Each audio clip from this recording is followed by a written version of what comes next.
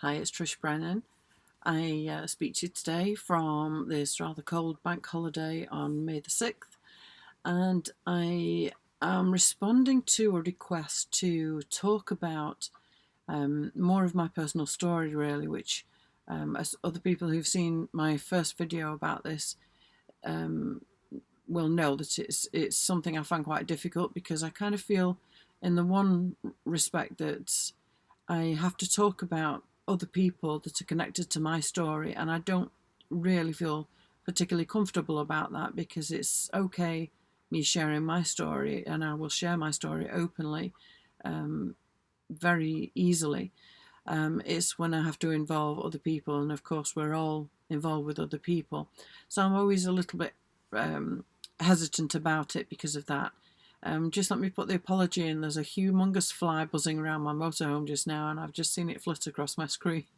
It's a bit annoying, but I'm trying not to let it bug me. So the request was really I'd shared a bit about my personal story in regard to why I work with women in domestic abuse, and why I work with boundaries, and training people to have boundaries, training people to be able to step away from abuse. And now my cat's going a bit crazy with the fly, so that's why my screen is jumping all over the place. Oh, the hazards of live filming. But the request was to talk about how my experience of being in an abusive relationship impacted on my children. And I've responded that I would talk about that, and it's very much a part of what I do. And I know, and have known for a long time, that if I enter into this field, then it's going to be an automatic requirement, really, to share my story. And I have to admit that I've held off really pushing forward with this work because of this. I think more than anything else, this reticence about talking about other people that are involved in my story, and of course it can't be avoided. And I want to set out at the beginning that anyone that knows me knows that my driver is compassion for everyone that's concerned. My first 50 years of my life, well, 49 and three quarters to be specific, were all about my compassion for men in particular. I didn't really have any focus on my own compassion for my own self, for the things I'd experienced, and for how injuring and wounding it was for me, and also for my children too, to be in that situation. And I have even though I now do have a focus on that, I've had to be able to lift myself, to be able to do this work with women. My great passion is to empower women, because I believe women hold a very, very important key to changing things around patriarchy and around the abuse of women that has gone on for millennia, really. And the destruction that causes to everybody concerned, not just the women and children, but also the men who are caught up in these patterns that are just so destructive to everyone concerned, and also to community and to the wider world, because we really have to look at how patriarchy and the abusiveness of the male gender, I suppose, really, have been so destructive to the world in so many ways. And so it's a massive subject, and it's why I do what I do, because I do believe we have to look at things in a very different way to the way that we've done before. And part of that is for women to step into our power and realise this is not popular with feminism and people who call themselves feminists, because there is this, I think still there is a perception of femininity as that we have to fight, that it's, that we're victims, and we it's so easy to fall into that victimhood mentality. And it's my conviction, my absolute conviction, that what will save us from that is stepping up into our power and accepting how we've allowed that to be the case, And that is absolutely the truth of it. We have allowed it. And that's not to say that women who are being physically abused or even in any way abused, it's not, believe me when I say I am not minimizing that. I've been through it. I know what it feels like. I know how entrapping it is, and how it limits us and sends us into confusion and all of that. It's a really complex dynamic. And this, my book, How to Change the Game, which has only recently been released on Amazon, goes into this in much greater detail and gives you the steps, the keys, the 10 simple and powerful keys that will enable you to end coercive control and abuse for good. It's a very practical book, and it gives you a very linear, logical process to implement in your life, so that you can kind of step outside of the emotions of it that drown us in confusion and feelings of guilt for wanting to break from this kind of behavior. So I want it to be known that my compassion is so deep for women and for men. And when you hear me talk forcefully about this subject and passionately about this subject, please know that that's where I'm rooted. That's where I come from. I do not come from a position of blame, of saying this person is bad and this person is good and this person is all powerful and this person is weak. We've played roles, and now it's time to step up, and that's what my work is all about. So I want to answer this question about how I believe my experience has impacted on my children and my role as a parent. I've spoken to my elder son about this, and he's given my permission to talk about this, as long as I don't tag him in it, which I'm quite happy to do, and I understand why he said that, and I feel certain that my younger son will also be okay with it, with the honesty, because all of my work as a technically self-employed person, what I mean is as an activist, really, my calling and my passion is about sharing what I've learned through a lifetime of experience, not just while I've been married. And so this is my video about that subject. So I have to say that the dynamic in my marriage was immensely painful, and it was like living in a war zone, and I played into that. I didn't realize I had any power. The only power I understood was my voice. And boy, did I use my voice. I shouted. I would end up losing all sense of having any control, and that feeling of powerlessness would almost send me into a panic, and I would shout, and that was my only defense, if you like. But I didn't realize I was giving away my power every time I did that. And I wish to God somebody like me had been there to talk to me in the way I'm talking to you, because I needed that so badly, and I looked so hard to find the kind of help that would save my family from what ultimately happened, which was I had no alternative but to file for divorce. And I did that many times. I actually filed divorce papers many times, and I kept cancelling it. And the solicitors must have seen me walking to the door and thought, oh God, she's here again. Because it wasn't what I wanted. I loved my husband passionately, even though he was treating me so badly for so very long and hurting all of us. Undermining family and undermining connection and all of that. My take on it is that I truly believed that there was a need to be open and honest about what was happening, not to hide it or brush it under the carpet or duck away from it. And with that value set, I used to share with my boys relatively openly about my experience. I don't mean that I would sit there with them and say, he's done this and he's done that and he's a bad man and he's a bad father. No, none of that. What I would talk to them about is my passion to keep going at it, to keep working at it, to keep trying to keep my family together. And there were times when I used to think, am I saying too much? Am I revealing too much to them? Am I expecting them to parent me, to rescue me from this? There's all these feelings that go on of guilt around it, but I could not escape the feeling that I had to be open with them, to talk truth to them in as careful a way as I could, because I wanted them to understand.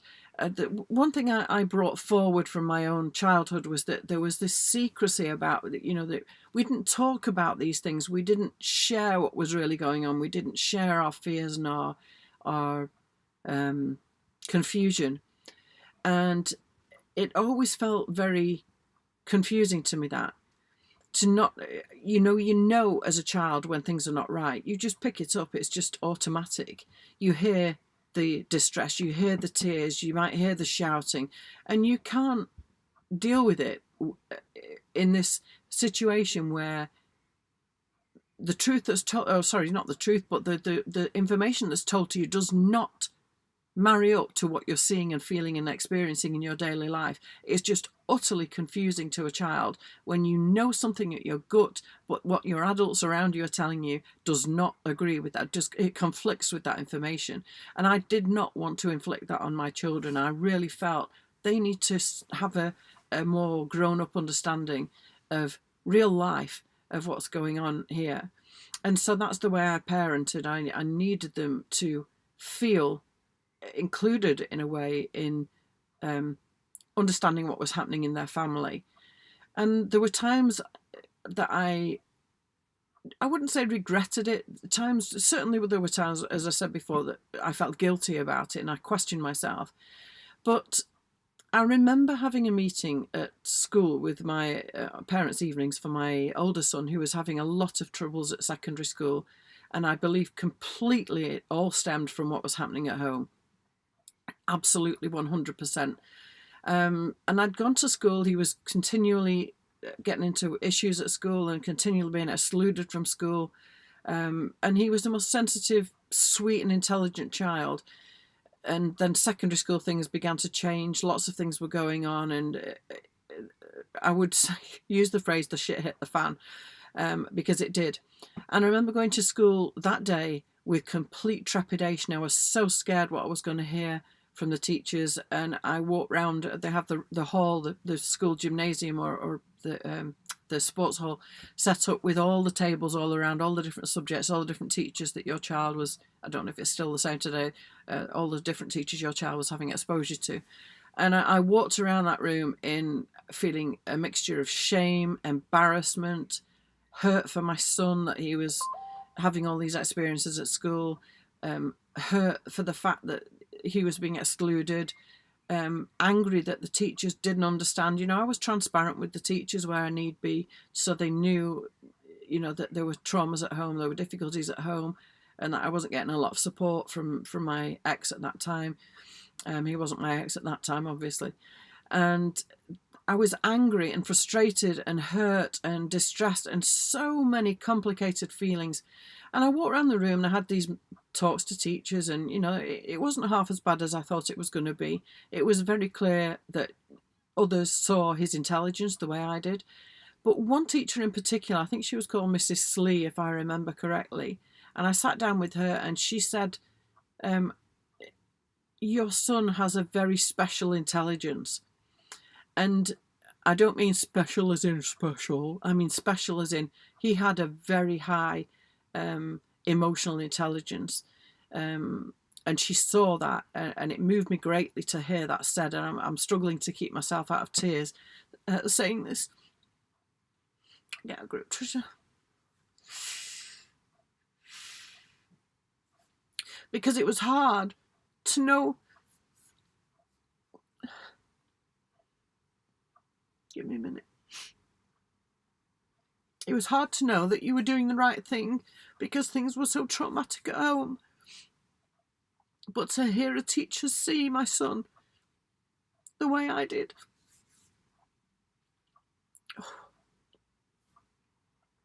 I'm going to leave this in the video because this is how a mother feels.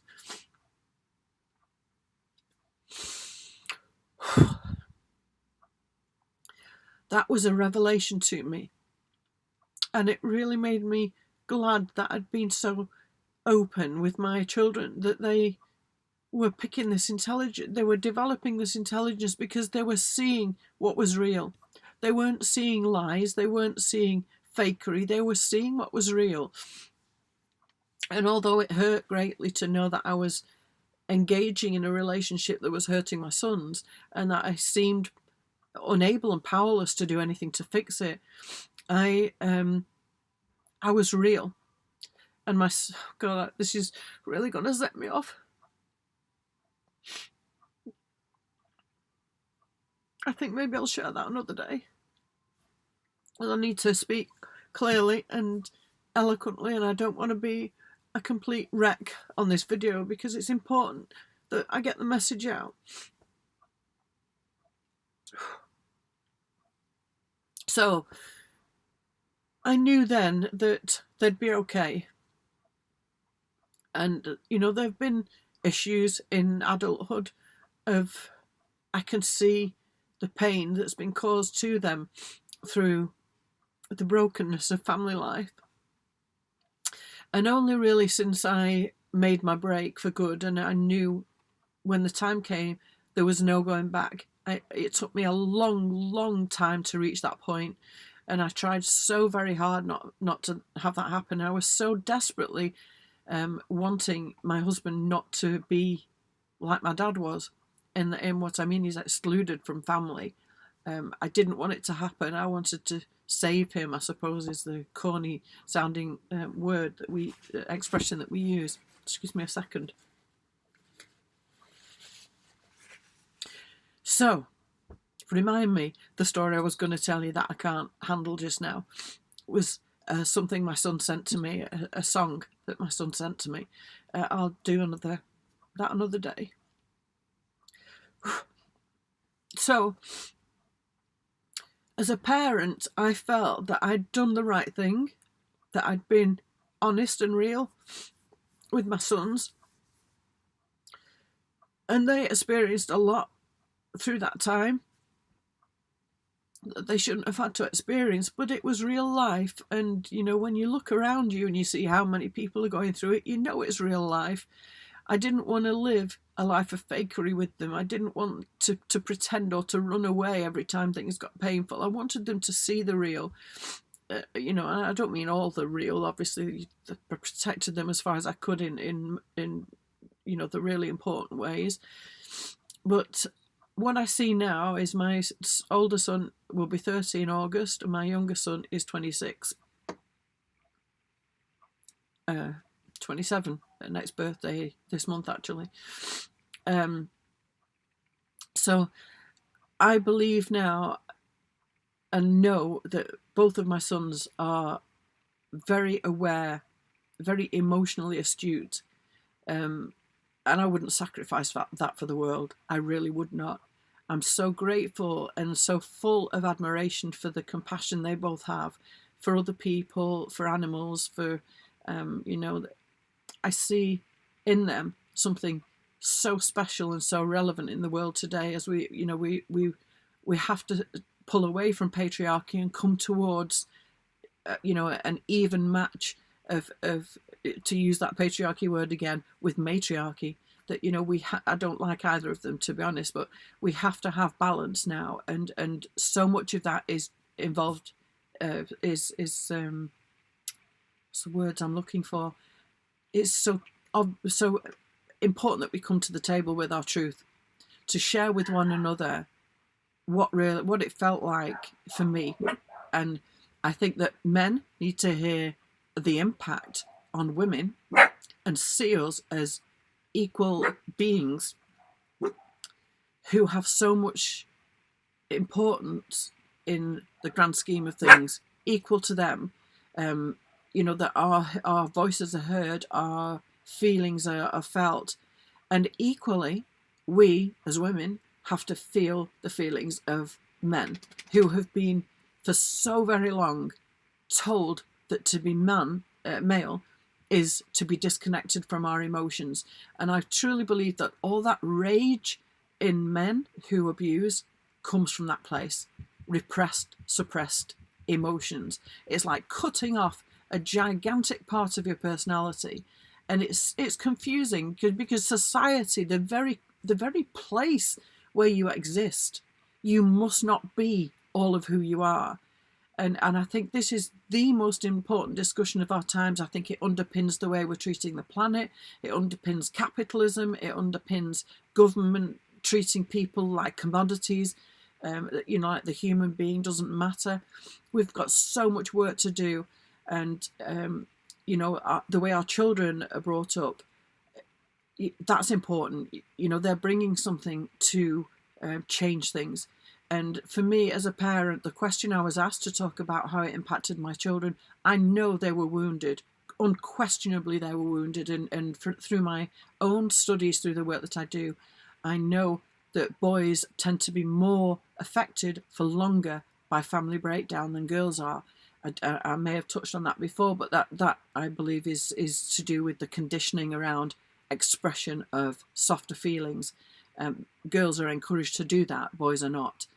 I do believe that there's a big chunk of that in there, in the mix. The Mentors Boys to Men project was what was born from what I was seeing in my marriage, that my ex didn't really have, as I understand it, a terrifically great experience of being fathered, and how that passed on. And the Mentors Boys to Men project was so much, and is so much, about refathering in a way through the fathering and mentoring of boys. So it's another subject, that, but I spent years developing that. It came from my whole life experience, but particularly my experience through marriage, seeing the way that there were no male teachers at school, there was no male mentoring around for my son. My ex-husband didn't really know how to do it. He'd never had it done for himself. He'd never been mentored himself.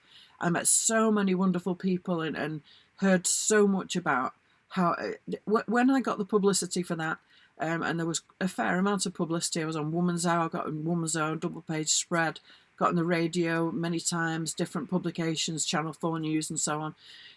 So there was a lot happening at the time. I knew that people could relate to it. What was missing for our sons was mentoring of positive masculinity. And this is the big part of my work going forward. It's the biggest project, and it's there under the umbrella of Leading Edge Communication, and it will be. It will come to life. Started putting it down on paper in 2005. So, and there's stuff on my website. You'll see the work that I've done already in that, leadingedgecommunication.net. So that's it. I'm going to leave it there. It's probably been a much longer video than I intended it to be, but I feel this is really important, and I've been asked to talk about it. So this is my vulnerable sharing to explain what my experience was and what my children's experience was. They will obviously be the ones that can speak about their own experience, and whether they ever will or not, I don't know. I really hope that they will at some point. But for now, I'm going to leave it there. Thank you for listening, and I hope I didn't end up sending you dive into the tissue box as well. But then again, maybe it would have been a good thing. So thanks for listening, and enjoy the rest of your bank holiday Monday. Bye for now.